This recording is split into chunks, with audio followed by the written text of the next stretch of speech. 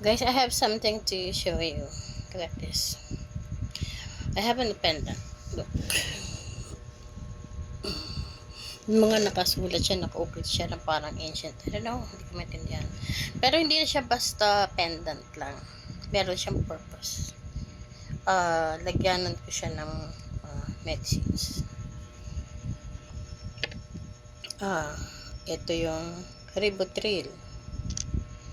Ito yung Clozapine na 24 hours kang tulog. Ito yung Senor or Alprazolam.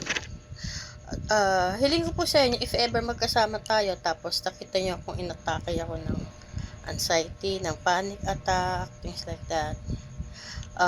Bigyan nyo po ako ng kulay orange, yung Alprazolam, para po mag-subside yung atake, para hindi na ako nanginginig or hindi na makita nyo.